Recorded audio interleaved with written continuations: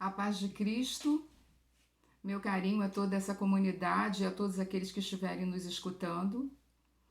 Meu nome é Soila, eu sirvo no movimento de Cursilhos de Cristandade e vim aqui para a gente conversar aí sobre essa festa maravilhosa de Pentecoste, que é uma festa linda da nossa igreja, né? Onde nós louvamos o Espírito Santo de Deus que habita entre nós e que está em nós. E que esse Pentecoste seja tão alegre como qualquer outro, independente de estarmos vivendo esse isolamento, essa pandemia que nos afeta. Vamos falar hoje sobre a missão conjunta do Filho e do Espírito. Sim, é a mesma missão que o Filho e o Espírito receberam do Pai para concretizar aqui na Terra. Vamos começar lendo a palavra de Deus, que é o que nos orienta e que é, na realidade, o grande legado do Espírito Santo, porque nós sabemos que Jesus nada escreveu, o Espírito inspirou a palavra, desde o começo, desde antes de Jesus vir estar no meio de nós, o Espírito inspirava a palavra. Então, vamos começar lendo em João 1, né? Evangelho de São João, capítulo 1, quando ele diz: no princípio existia o verbo, e o verbo estava voltado para Deus, e o verbo era Deus. O verbo se fez carne. No versículo 14 diz: e o verbo se fez carne e habitou entre nós. O verbo se fez carne quando o Espírito desceu sobre Maria, e ela concebeu do Espírito Santo. Jesus veio ao mundo encarnado. Ele tomou para si a nossa humanidade, por obra do Espírito e pela vontade do Pai. O Pai, o Filho e o Espírito são um. Só que a missão deles, sendo a mesma, foi desenvolvida individualmente.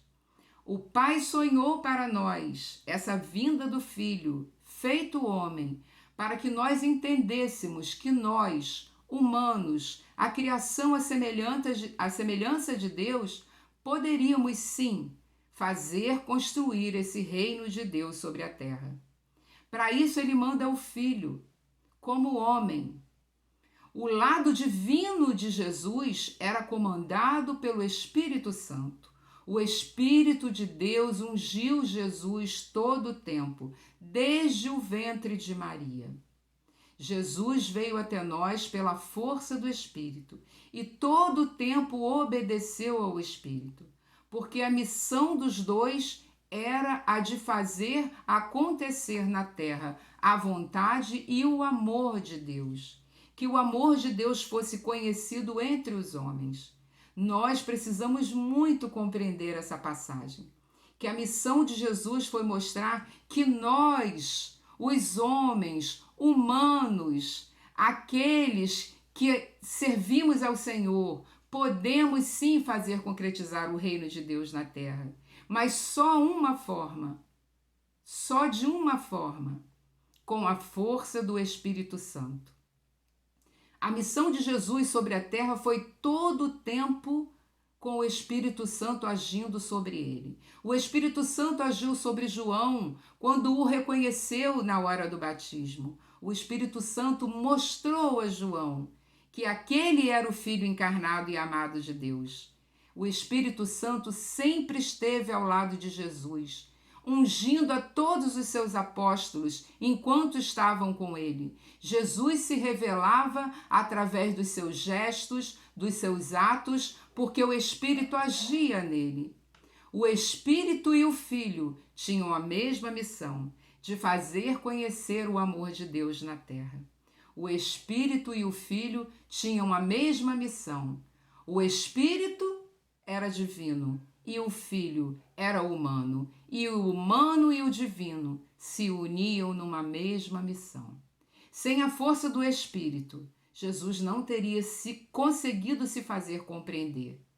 Não teria tido as palavras certas, atitudes certas, porque o Espírito do Pai era o que o inspirava.